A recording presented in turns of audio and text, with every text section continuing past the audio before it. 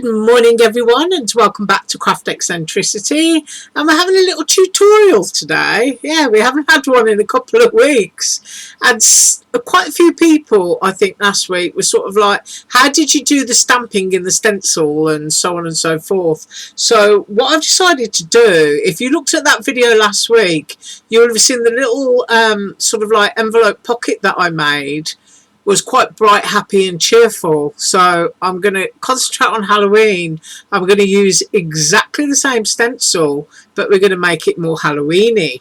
Right, because when you buy stuff, you need value for money. You need to be able to use it more than once. So I'm going to use this stamp set that I hauled a couple of weeks ago. If it's still available, I will link it below. And it's the Halloween girl, you've got the bat, you've got the pumpkins, and you've got this. And of course you've got the boo. And these are what I'm going to be using to stamp inside of any spaces within the stencil. That's what's going to kind of make it very Halloweeny. And the colours that I'm going to be using are along my my purple ranges. So I'm going to be using those, and then on the orange, I think I'm going to be using carved pumpkin, because that's just a nice bright happy colour. So those are the oxide inks I'm going to be using. Just move those out of the way. Now I have already stamped my images and fussy cut them because I wanted to save time. So there is the little batty bat. There is the witchy poo. Here is one of those pumpkins fluorescing nicely on camera. It's not actually that bright. And the other pumpkins, which are also fluorescing on camera. And I've also used this die. Now, if I can find this, I will link it below, but I have the feeling I received it last year. And it actually says what's brewing, but I haven't poked it out yet, but I have cut it. So I'm going to try and sort of like put all that into the mix. And then because people seem to like them so much, I've used the Surprise Creation arch dies, and I've cut a black backer and a white front. And the white front is what we're going to be stenciling. I've also got a stamp block so that I can stamp into my stencil once I've got it down. I'm just going to pop that over there.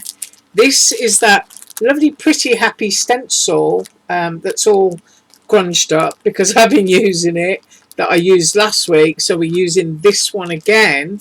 And we're also going to be using the stamp platform. This is my small travel size one, and 2 magnets. And this is what I'm going to be holding my stencil down with.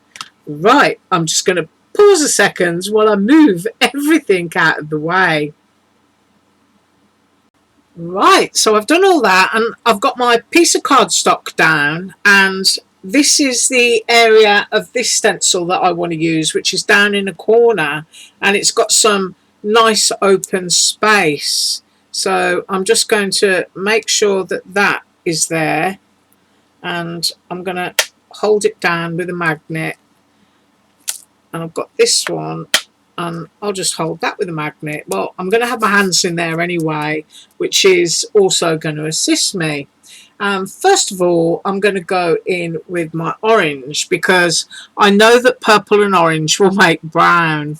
So I'm going to do my orange first, and then if I want some dinge, then I can certainly go in and do that. So I'm getting my carved pumpkin, and I'm just going to get my tool.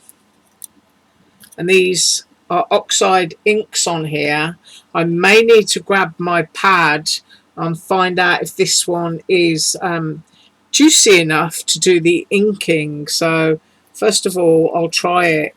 There's a little bit of ink on there, so I'm quite happy with that. And I'm going orange in this corner with this flower, because I'm kind of thinking about the moon. Yeah, always got to think about the moon on Halloween. So really easy to do, and all I'm doing is pressing on the foam pad to get it through the stencil. It's not exerting a huge amount of energy at all. I mean, if you start doing that, then you need to make sure that you're holding it really, really firmly. And please forgive my throat. I still haven't fully recovered yet. Right, I think that's quite enough of that one. See how quick that was? Now I'm just going to put my little pad back in its pot. And I'm going to go with, I think, wilted violet first, because it's a bit paler than seedless preserves. And then I can grab my seedless preserves after. So wilted violet, and I'm going to go here. Oh, that's seriously juicy. I really do love keeping all of my stuff in those pots, because it just keeps it moist, and you don't have to keep constantly going back in to your ink pad. And I'm going to use just a little bit off on the edge there. I'm just twizzling around with my blending tool, but you see how you've got a brown edge there now? That's what happens. So you always got to be thinking when you're stenciling, are you going to be making mud? That's the most important thing. And for me personally, that is quite enough of that. So I'm putting my wilted violet back, and I'm going to be grabbing, screw the lid back on there, my seedless preserves, which is another sort of cheerful purple, but it's a few shades darker. And I'm just taking that into there. You can see the movement that I'm using there. I'm just doing that, sort of swizzling it around, making sure that I'm getting it down on my cardstock. And I've got three nice colours really going on here. Don't worry about any patchy bits. I'm going to show you how to sort that out in a minute. Right, and as you can see, we do have brown, and that's okay. I'm going to extend it. And I've still got that down. I've got three, and if you count the brown that it's made, 4 shades going on there at the moment. So I'm just going to pop that in there, screw the lid on. And because we are making a happy and cheerful sort of Halloweeny, it's a cute one. I don't want it to be too dark and dingy, although I can certainly go in with some black soot after. And all I'm doing here is picking up just a little bit of the ink on a damp baby wipe. And as I push along here now, I'm going to get a more subtle blend of brown just coming off that, which is quite nice. And then I've got my orange, and then I've got my wilted violet. So I'm just going to soften that for a little bit. And my dogs may start barking in a minute. I think the mail lady just went down. So far we have that. Now next I want to do my stamping. And it might look, you know, a bit scatty and a bit mucky at the moment, but we're not worried about that. So I'm using the back stamp and my little archival black soot, and I'm just going to stamp it down here. And remembering the direction, you want your bats flying in the right direction, and I want to utilise those spaces for my bats. And you are quite literally stamping on top of your stencil, and your little bats will come through just in certain areas. But as I say, remember the direction of your bats. You don't want to stamp them upside down, which is something that I'm kind of like prone to doing. And then I think I'm going to go off in that direction and stamp them there. Yeah, I like that. And I'm just going to go a few more bats, I think, in this area here. And then when you lift off, obviously you're not going to get whole bats because you've got the gaps in the stencils that may prevent you. Now I'm a bit close there, so I'm just peeling my stamp and moving it to the edge of my block. Right. Make sure it fits. And just press that. So I've got a few more going on there. Right. I'm happy with that. I'm just going to wipe my archival away so I don't get it all over my hands. And then I'm going to peel that stencil back and basically find out what we've got going on in there.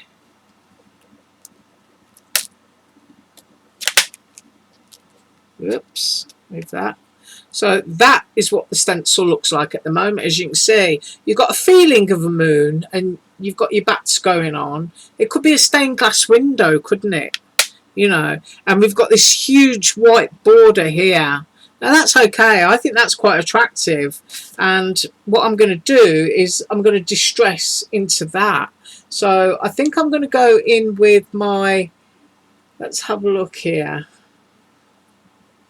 I'm going to go in with my crackling campfire and make that nice and rich and dark at the base, because that's where the pumpkins are going anyway. So that's the colour I'm using, and I'm just going to stick that on there.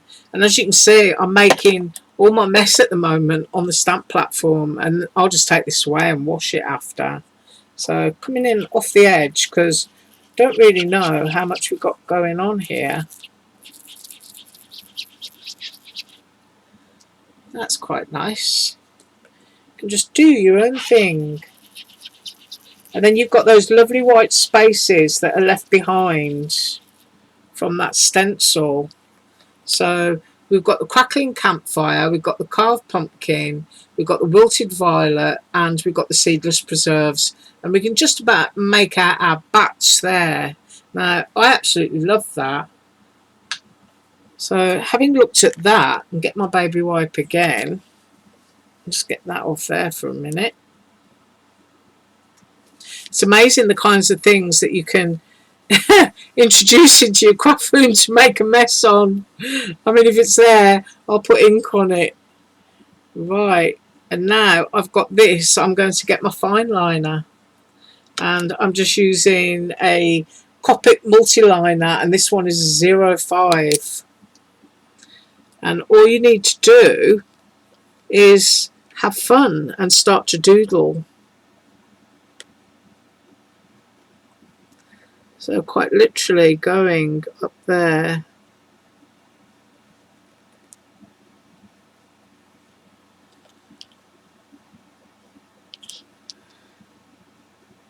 Just carve out the sections that you like, remembering that when you put your characters down as well, a lot of this may not be seen, but I just love this. It's just so therapeutic. I'm going to carry on doodling and I will be back. So I've decided that that is kind of like the extent of my doodling on that piece. I've just a little bit, and it's all kind of in this area. I really like the bats flying around in the white section, and that just draws my eye to it. Now, of course, is positioning of the stamped pieces and where those are going to go. And as you can see, just really complementary shades where we've just got purples, greys, oranges going on. And next to my little lady here, I'm kind of like wanting to put those pumpkins in. I promise you, those pumpkins are just not that colour. They're not that colour at all. They're a lovely, rich pumpkin colour.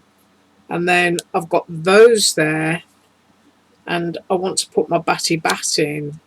But it's kind of like, it's always about arranging where your pieces go, because I still want to be able to see those bats. It might be that I'm just going to tuck that under there and pop my cat down there so that I've got that going on.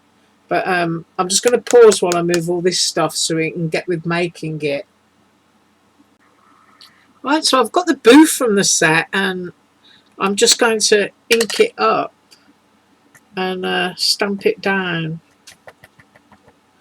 I've put loads of ink onto this, so I think I want it to be here actually. I don't necessarily want it to be in the centre. I'm just going to go there.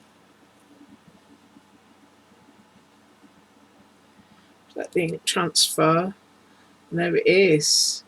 Just barely making it out. Put the lid on that. Pop those out of the way. And I'm going to get my Dollar Tree glue in my little bottle here, and I'm going to stick it down onto that black background, and hopefully my glue is going to squiggle around. I don't like to go too close to the edges because when I press down it will, you know, it'll squeeze out. You know me, I'm always complaining about black cardstock that seems to mark. So I've got plenty of glue on there, and now I'm going to have to stand up to get this centre and hope that I get it straight too.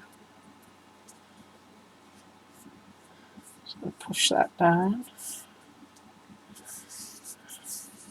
It is amazing how, I'm sorry if I'm shouting into the microphone, how just using different colours you can make a stencil usable all year round, even one that's got flowers on it. So looking at the shapes and designs that I've got here, I'm pretty sure that my lady is going to go there just underneath the boo. So I'm going to glue her into position, and you can see alcohol ink marker, how it bleeds through your cardstock. Now there's various marker cardstocks out there. Some of them are really expensive, and I know some people recommend Nina, but I think one of the nicest marker cardstocks I've ever come across is the Strathmore for markers. So, and there we have her, and as you can see the characters, but they're all kind of like blending in. Now we can actually go around the edges afterwards and cast a little shadow just using that Copic fine liner, but she's stuck down fast, and then she's going to have a bunch of pumpkins behind her, but me still being conscious of wanting to see those bats, so I'm going to go there with those. And you can see how I fussy cut these. I'm not the best fussy cutter in the world, but when it comes to these tiny little spirals, I was like, oh my goodness me.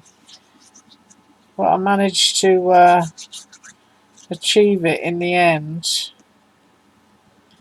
So I'm going to pop her pumpkins here. Don't really want to crowd out her glasses. Okay, so I've got that there. And then we've got our lovely Batty Bat. Our Batty Cats, that's what it is. And I'm wondering actually if I don't want him dimensional. Him, her. I think he might look nice coming to the front. No, maybe not. No, actually, yeah. And I think the pumpkin too. Right, I'm going to put some dimensionals onto those. As soon as I find them, they're here on my desk somewhere. Never too far away, I can tell you now. Isn't it awful when you know you put something down? And I've got the camera running, so I don't care. But I know that they're here. Ah, there they are. There. So, I'm sitting down again and hoping I'm no longer shouting. Just going to stick those down. So, I'm going to flip these over and pop some on here. I'm going to go there. I've got a little taily bit there. Don't know if that's going to fit. Now I'm just going to put that piece there. We'll go there, and I'll just go up there. So pumpkin down first, and I'll drag my card down again. And I'm going to go right there. There's my little pumpkin. And then my little batty cat. And I have actually poked that cauldron out that I cut, but I don't think it's going to fit into the scheme of things here at the moment. I think I might have too much on here already. I just don't think it's going to go. No, it's too big. But it's absolutely awesome. If I can find it, I will link it below. And I've got it on my desk, so I know I'm going to use it with some other Halloween card that I'll have coming up shortly. But anyway, what a lovely quick tutorial. There's your stamped images. Those two are raised up on foamy pads, but what a great way to be able to say that was an actual flowery stencil. Now to me, it's kind of like the moon behind stained glass, and you've got the bats flying, and you've got some purple rays of light coming down, and it no longer looks spring and happy. And if I show you the seed packet that I made last week, which kicked all this off, you can see there are different colours going on, and you can see it's the same shapes, but it's just a totally different thing. It's a totally different feeling. That's got like love and words and what have you. That area there's got the bats in it. But I just absolutely love that. And if you wanted to really sort of like finish it off, you can just go in with your fine liner and holding your pieces down, you can just quite literally track around the edge where you've cut your little characters out, and you can cast yourself a little shadow. So, you know, you can continue doodling into places that maybe you thought you wouldn't doodle into. And it's just quite satisfying. And of course, when you're using liners with marker, make sure you're using one that's meant for markers, because you don't want to cause any bleeding. But there you go, you see. Just that little bit of marker casting a little bit more shadow. But I absolutely love that. I think these are great characters, really, really great characters. And I love that stencil. Well, you know, of course I do. Otherwise I wouldn't have bought it. But you can see how cute that cauldron is. Love that. But anyway, I'll move everything out because it was about this. And I really hope you enjoyed that.